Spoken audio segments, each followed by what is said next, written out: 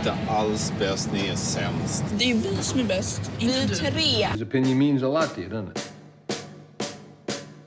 Yeah. It's so weird. It's really odd.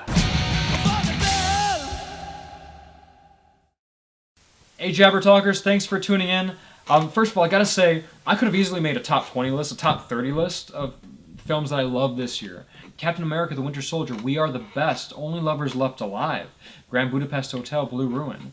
So many great movies, but only 10 can make it. So, here are the 10 best films, in my opinion, for 2014. Number 10, Birdman, One Seamless Shot. Now that's not exactly what happens. It's actually some really clever visual effects, but Alejandro Inarritu has created a film. It's a portrait of theater, film, celebrity, mortality, and it's just really, really clever. I enjoyed it, and what's more, that one seamless shot, 3D move over, one seamless shot is the way to do it. Long shots. I love long shots. That's why I love Paul Thomas Anderson. I love Gravity. I love long shots. It immerses you in it. You're on stage, you're behind stage, you're running around the stage with the actors like nothing I've ever seen before. If you have an affinity for stage theater, Birdman's for you. Number 9, Why Don't You Play in Hell? And yes, that is an interrogative because there's a question mark at the end of this movie title. That's amazing. Japanese director Sion Sono, he's crazy. And I'm not just being figurative. I think he's literally crazy. This is a movie which is... The premise of this movie is a toothpaste ad child star inadvertently causes a Yakuza gang war bloodbath. I mean, did you hear me? Now, it's actually about the themes of the modern state of Japanese cinema, a celebration of 35mm filmmaking. And it's also absolutely insane. My number 8. Well, that's one hell of an opener. Brendan Gleeson opens Calvary with that line. Eventually opens with that line. From a confession booth, he's a Catholic priest, and across the screen is a mysterious man who promises him in 1 week he's gonna kill Brendan Gleeson. This is also a darkly comedic, oft-moving film that is a portrait of a world that has no time for a man of conscience. Nothing in 2014 moved me like Calvary. I highly recommend it. Number 7, is everything awesome? Yes, everything is awesome. The Lego Movie. This is a movie that so shouldn't work, but Phil Lord and Chris Miller are honestly gods of comedy. And also alchemical gods of transmuting franchises of things that should never work on film into successful franchises somehow. It's hilarious, it's energetic, and yes, everything is awesome. Number 6, We Are Groot, and this is great. I am hooked on this feeling. Marvel at this point is basically, we'll make whatever the frack we want and you're gonna watch it. And yes, I am gonna watch it. Guardians of the Galaxy. Number 5, the best sci-fi is Allegory, and Bong Joon-ho's Railway Through the Looking Glass is a colorful, audacious, absurd, energetic allegory that recalls the original Planet of the Apes. It's so well realized. Snowpiercer is an absurd film. It's a crazy film. It's this film that doesn't always make sense, but it's colorful, it's exciting, and I love it. Be a shoe.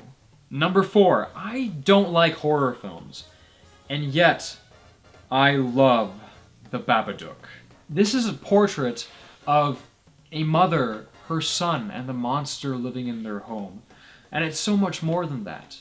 I'm not going to spoil anything, but it's a really touching, moving film. This is Australian director Jennifer Kent's first feature film, and it's gorgeous. I can't recommend The Babadook highly enough. And just remember though, if you pretend it's not real, he only gets stronger. The Babadook. Now we come to my final 3 films, and honestly, before I got back here to make my film, I was shuffling and conflicted over how to order these top 3 films. Each one of them speaks to me on such a strong level. Number 3 is Cinematic History in the Making. 12 years of history to be exact, and that is Richard Linklater's Boyhood. Our journey with Eller Coltrane is a portrait of everyone's childhood. It's impossible not to reflect with it. Because he's literally growing up. We see him grow up. It's a touching film that speaks to the child in all of us. Is oftentimes surprising, but so true. You have people that are so pivotal in your life and then they're just gone. For whatever reason, you never even get to say goodbye. And people that you never thought you'd see again, you see them later and realize that what you did, that small moment you shared with them, changed their lives entirely. That's life. Richard Linklater shows the magic in the mundane. And boyhood is magic. My number 2 film of the year is the love child of both Jordan Belfort from The Wolf of Wall Street and Travis Bickle from Taxi Driver. Meet Lou Bloom, the star, the horrifying monster, the protagonist and the antagonist of Nightcrawler. He's a sociopath who'll do whatever it takes for his ambition, but he can't help but admire him, his determination. And honestly, this is what it takes to succeed in this society. And that is crystal clear in this film, Nightcrawler. Go see it. Now, my number 1 film of the year, really, this was a matter of finding what film do I feel least awful about, making it my number 1 film. And that is Full Metal Jacket with Drums, Whiplash. There are no 2 words in the English language more dangerous than good job. That's what J.K. Simmons says to Miles Teller. And J.K. Simmons, who deserves an Oscar nom for this, it's kind of hard to argue with him. This movie is madness. You see everything Miles Teller puts himself through just to be the best. To be the best at what he's doing. And he might not, you don't even know if he has the potential to be the best. But he pushes himself that far and it's absolute madness. But at the end of the movie, my favorite final 10 minutes of any film this year, by far. It's exciting. My heart was pounding as those drums were pounding. You see this madness, and it's hard to argue that that isn't what it takes to be the best, to be the very best of a generation.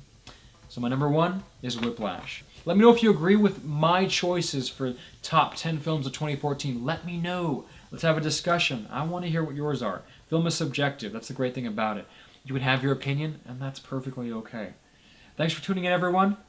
Oh, we have big things coming up. I'll let you know more later. Until then, this is JabberTalky. Out. Start practicing harder, Neiman.